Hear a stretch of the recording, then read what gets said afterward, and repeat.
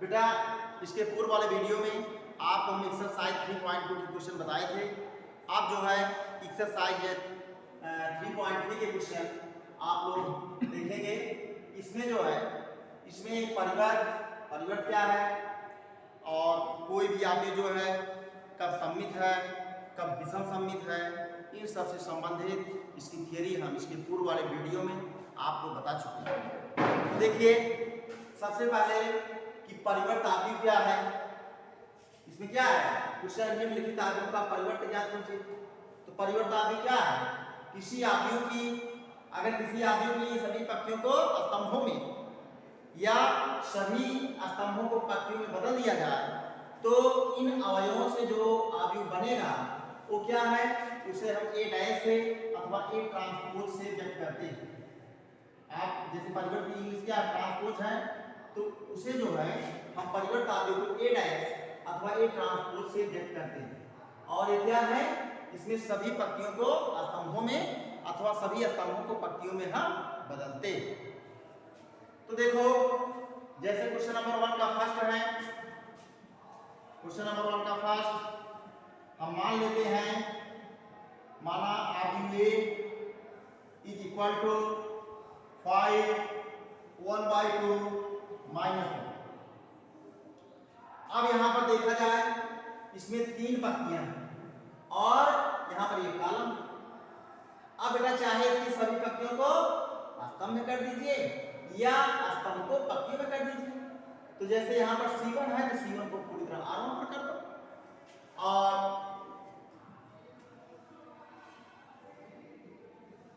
तो परिवर्त करने पर इसे हम व्यक्त करेंगे किससे, ए डैश से अथवा ए ट्रांसपोज से। हो जाएगा क्या बेटा, यहाँ जो C1 का एलिमेंट है इसको क्रमबद्ध रूप से इसको पंक्ति में कर दीजिए। हो जाएगा 5 1/2 -1। इसमें क्या किया गया, इसमें स्तंभ को पंक्ति में हम बदले। अच्छा इसी क्वेश्चन में अगर आप पंक्तियों को स्तंभों में बदलो तब देखो जैसे है 5 1/2 -1। तो यहां पर जो है ये क्या R1 R2 R3 ये C1 है, तो R1 को हम रखेंगे C1 पर।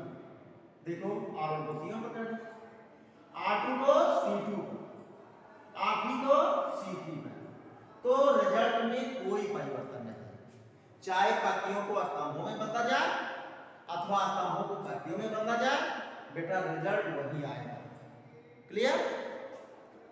अब इसके बाद है जैसे इसका सेकंड पार्ट है ए मैट्रिक्स 2/2 के टाइप का, और थर्ड वाला पार्ट है ए मैट्रिक्स जो 3/3 के टाइप का है। तो हम आप इसका जो पहले का तीसरा वाला पार्ट देखिए, दूसरा वाला लग जाएगा। देखिए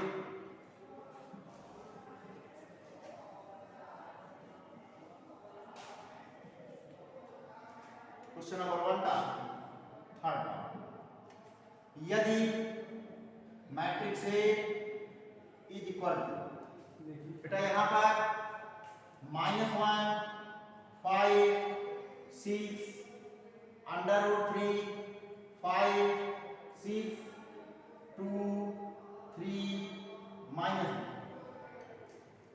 हो जाएगा क्या। अब यहां पर जो है जब हम इसका परिवर्त ज्ञात करेंगे तो चाहे इसकी पंक्तियों को स्तंभों में आप बदल दो और चाहे स्तंभों को पंक्तियों में आप बदल दीजिए। सभी पंक्तियों को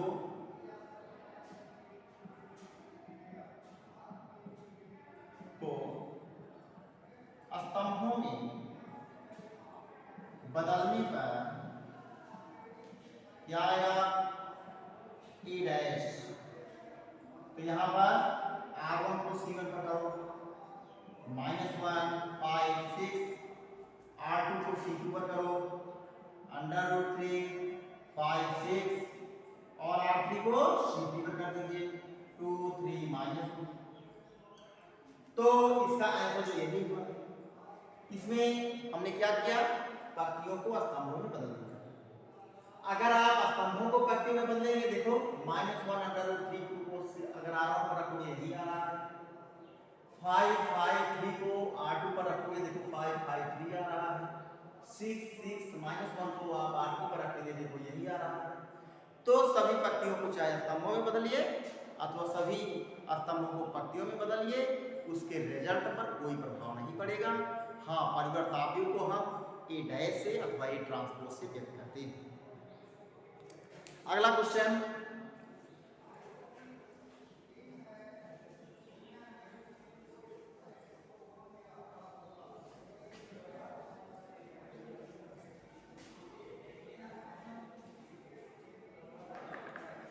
क्वेश्चन के क्रम में जैसे बेटा क्वेश्चन नंबर 2 है, यदि A इज इक्वल टू -1 2 3 5 7 9 -2 1 1 और matrix B is equal to -4 1 -5 -4 1 -5 1 2 0 1 3 1, तो सिद्ध कीजिए या सत्यापित कीजिए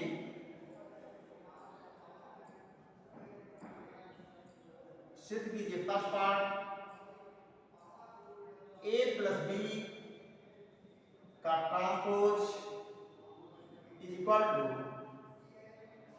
A dash plus B dash, A transpose plus B transpose. इसी पर सेकंड वाला पार्ट भी है, A माइनस B का dash is equal to A dash minus B dash. अगर देखा जाए दोनों क्वेश्चन एक टाइप के ही है। हाँ, ट्रांसपोज ज्ञात कर लेना है, परिवर्त करना है 3/3 का, ये क्वेश्चन आप देख लीजिए। तो जैसे क्वेश्चन नंबर 2 का फर्स्ट पार्ट है,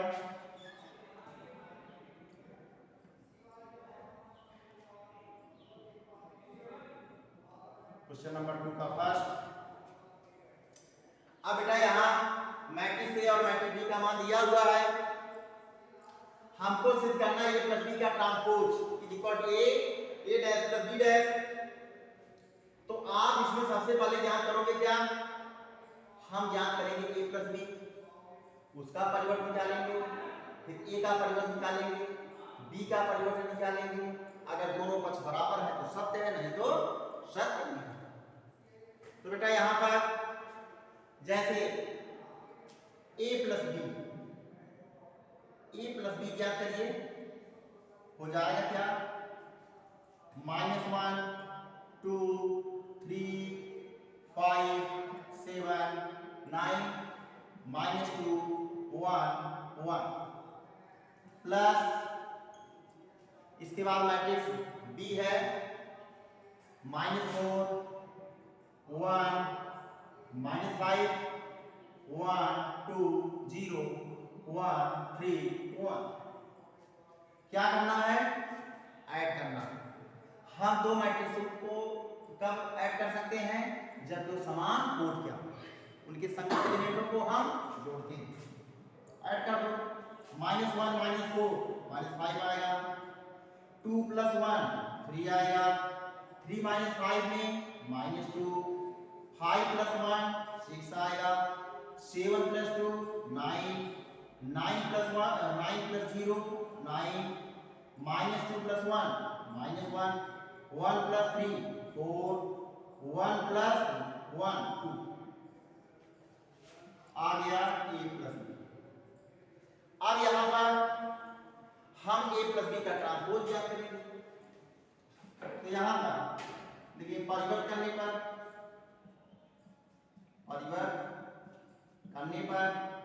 हो जाएगा A प्लस B का ट्रांसपोज। हम इसकी पंक्तियों को स्तंभों में बदल देंगे, हो जाएगा -5 3 -2, R1 को C1 पर डालिए, R2 को C2 पर, R3 को C3 पर, R3 को C3 पर, यही आपका A प्लस B का डैश है। हम लोग लेफ्ट हैंड साइड प्राप्त कर चुके हैं। आप इसके बाद हम कोशिश करते हैं राइट के लिए। देखिए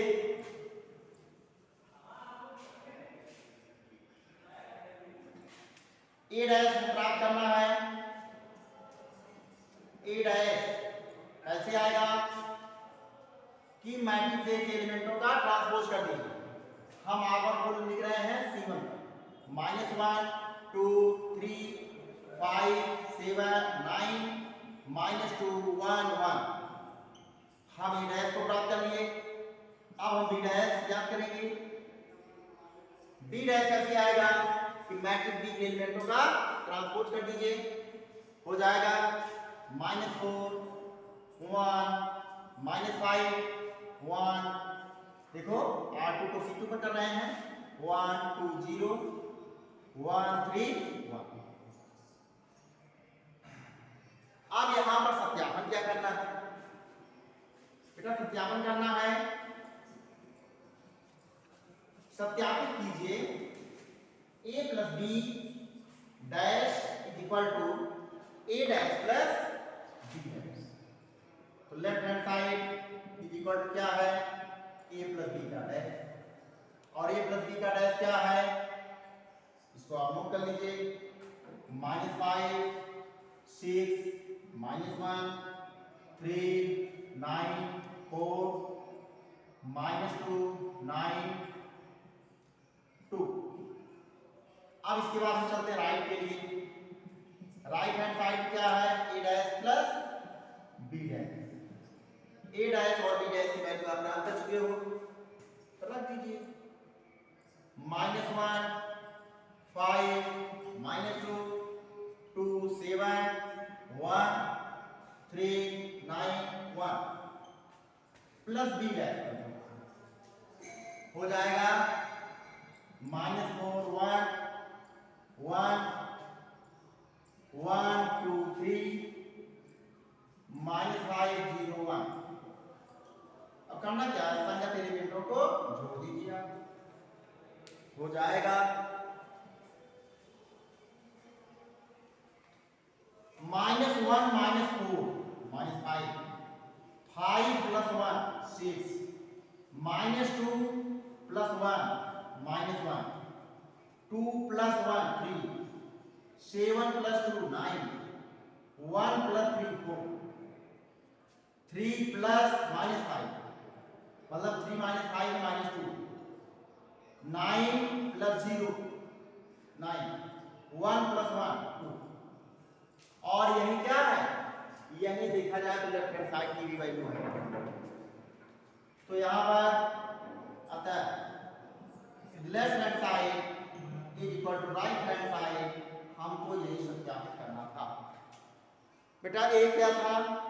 ये जो है जैसे दोनों मैट्रिक्सों का परिवर्त किए, परिवर्त करने के बाद जो है हमको सिद्ध करना था कि सिद्ध कर दीजिए आप A plus B dash is equal to A dash plus B dash. इसी पर सेकंड वाला पार्ट है कि A माइनस B का dash is equal to A dash minus B dash.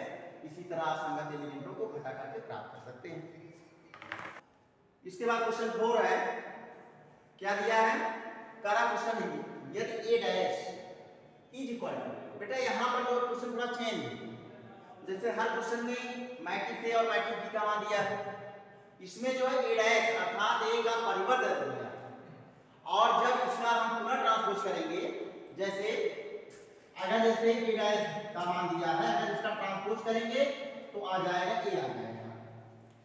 तो सब पहला काम है A डैश से A आप प्राप्त करिए।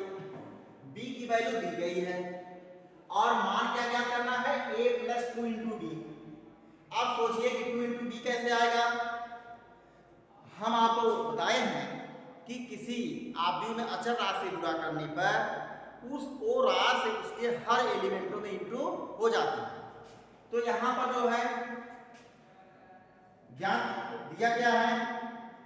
दिया है A dash is equal to -2 3 1 2। परिवर्तन कर लीजिए। परिवर्तन करने पर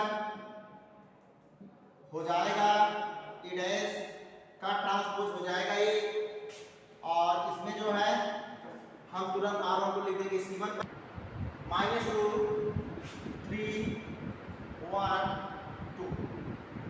हमने क्या किया बेटा, यहाँ पत्तियों को स्तंभों में कर, हाँ यहाँ ए डैश का ट्रांसपोज देखो, ए डैश परंत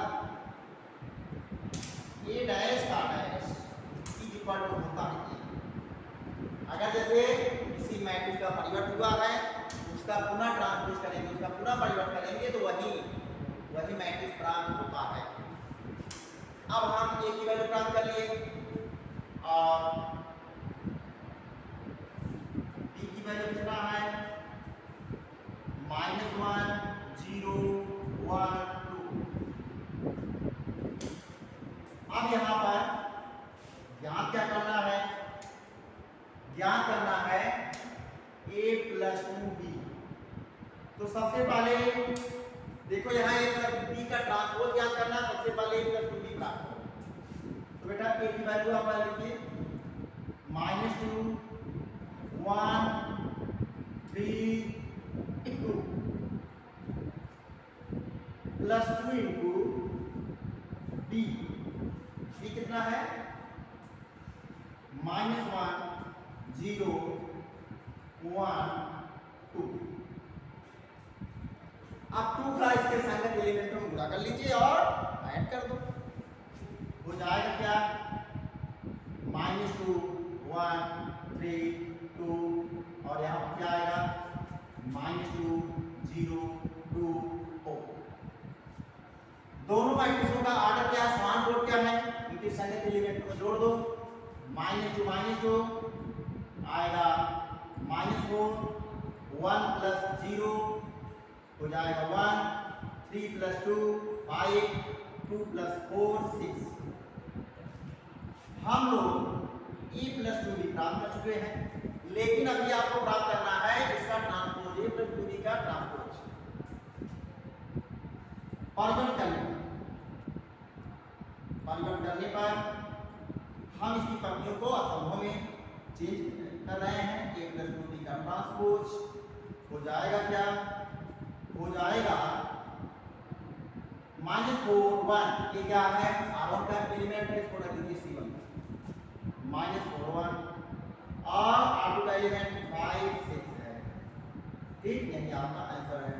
अगर बाई चांस आप स्तंभों को पंक्तियों में चेंज करना चाहो तो देखो C1 का एलिमेंट -4 5 है, इसको आप R1 पर लिखो, देखो R1, फिर C2 का एलिमेंट 1 और 6 है, इसको आप R2 पर कर दीजिए। तो चाहे आप स्तंभ को, चाहे इसकी सभी पंक्तियों को स्तंभों में बदलिए अथवा चाहे सभी स्तंभों को पंक्तियों में बदलिए, रिजल्ट पर कोई प्रभाव नहीं पड़ेगा। इसके बाद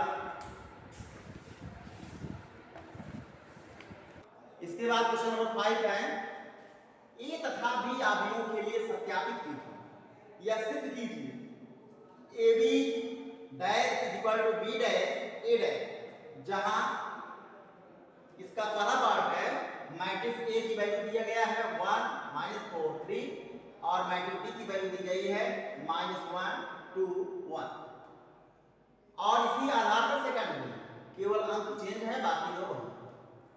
तो आपको सत्यापित क्या, अब सबसे पहले आप समझिए कि आपको क्या क्या करना है। पहला काम है आप सबसे पहले गुणन AB प्राप्त कीजिए, क्योंकि A और B का मान दिया गया है, गुणन AB प्राप्त करिए, फिर AB का ट्रांसपोज कर दीजिए, फिर A से A डैश प्राप्त करो, B से B डैश प्राप्त करो, तब B dash into A dash प्राप्त कर लीजिए। तो सबसे पहले जो है हम जो है जैसे क्वेश्चन नंबर 5 का फर्स्ट पार्ट, बेटा यहाँ पर हो जाएगा क्या, क्या दिया है,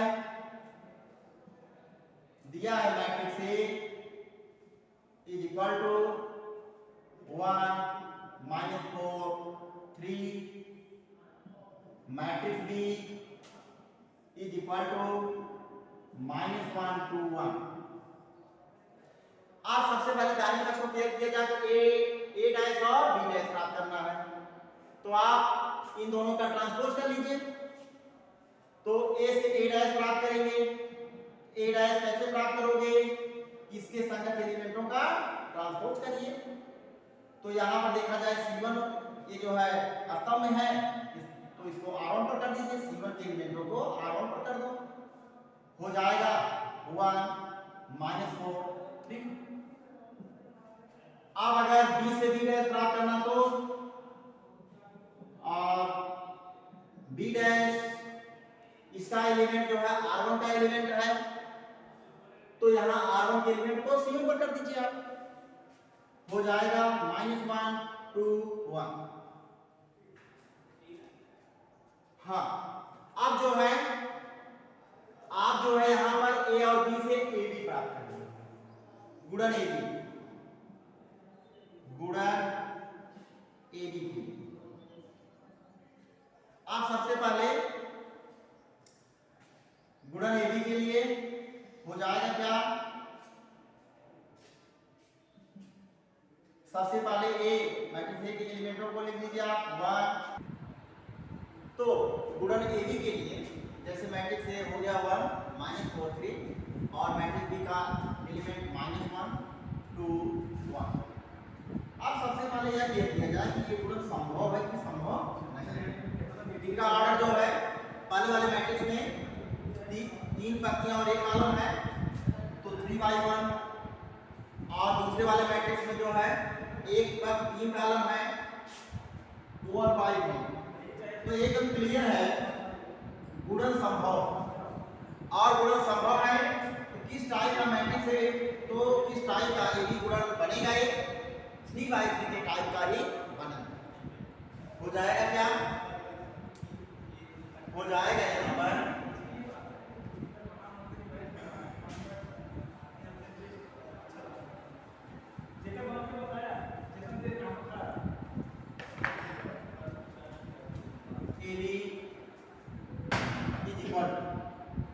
एकदम क्लियर है 3/3 का मैट्रिक्स यहाँ पर बनेगा। अब यहाँ पर नियम क्या है कि पहले वाले मैट्रिक्स A के लिए यहाँ R1 के एलिमेंटों का लीजिए स्थिरांक और C1 के संगत एलिमेंटों में गुणा कर लीजिए, हो जाएगा 1 × -1 1 × -1 1 × 2 1 × 1, फिर जो है -4 × -1 -4 × 2 और -4 × 1। इसके बाद R3 का एलिमेंट 3 है, R3 के एलिमेंट का C1 में गुणा करेंगे, हो जाएगा 3 × -1 3 × 2 3 × 1। अब बेटा AB की वैल्यू आप निकाल लीजिए। आ गया यहाँ पर -1, यहाँ पर 2 आएगा, 1 आएगा, 4 -8 -4 और -3 6 3। अब यहाँ पर सत्यापन क्या करना है? सिद्ध कीजिए AB का ट्रांसपोज। हम लेते हैं लेफ्ट हैंड साइड, थोड़ा इसको सिस्टम से सॉल्व किया जाए। AB का ट्रांसपोज और AB का एलिमेंट कितना होगा? -1 2 1 4 -8 -4 -3 6 3। अब यहाँ पर जो है इसका ट्रांसपोज का मतलब चाहे इसकी सभी पंक्तियों को स्तंभों कर दीजिए अथवा सभी स्तंभों को पंक्तियों में बदल दीजिए। आ जाएगा क्या? आ जाएगा यहाँ पर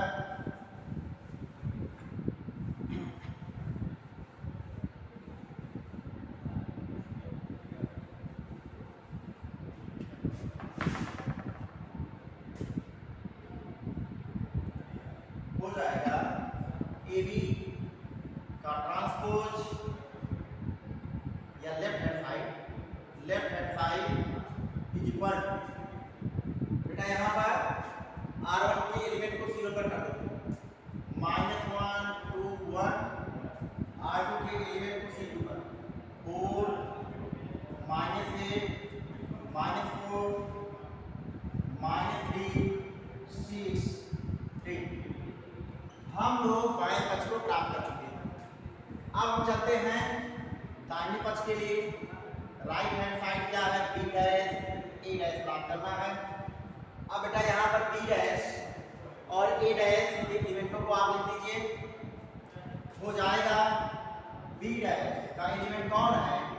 -1 2 1 इंटू A डैश का एलिमेंट 1 -4 3।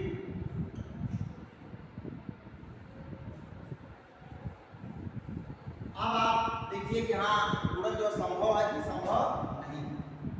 तो देखा जाए B डैश का जो ऑर्डर है यहाँ पर 1/3 नहीं, B डैश का ऑर्डर यहाँ पर 3 पंक्तियां हैं, एक कॉलम है, हो जाएगा 3/1 के टाइप का है। और A डैश इसमें एक पंक्ति है, 3 कॉलम है, 1/3 गुणन एकदम क्लियर संभव है क्योंकि यहाँ पर A डैश यहाँ पर B डैश में यहाँ पर स्तंभों की संख्या 1 और A डैश में पंक्तियों की संख्या 1। हाँ गुणन के बाद 3/3 के टाइप का मैट्रिक्स बनेगी। तो इनका योग लिखिए आप। R1 के एलिमेंट का C1 की संगत एलिमेंट में गुणा करो।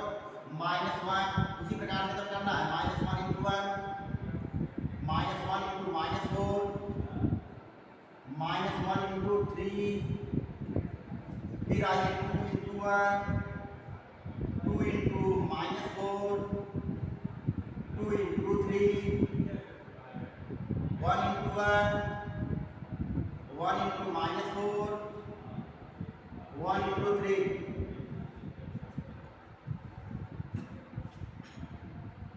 हो जाएगा क्या?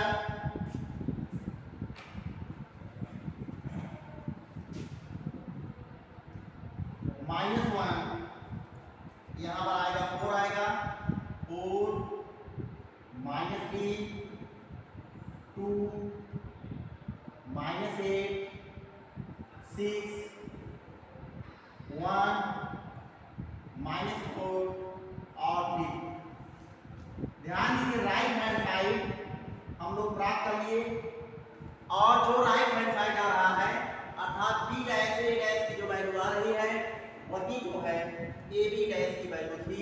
देखिए लेफ्ट हैंड साइड का मान जो है वही राइट हैंड साइड का की भी वैल्यू प्राप्त कर लिए। अतः left hand side is equal to right hand side. हमको यही सत्यापित करना था। इसके बाद आप तो यहाँ पर जो है बेटा लेफ्ट हैंड साइड जो राइट हैंड साइड के इक्वल है। इस आधार पर एक्सरसाइज 3.3 में आप जो है अन्य क्वेश्चन जो सॉल्व कीजिएगा। बाकी जहाँ पर समस्या रहेगी आपको हम अगले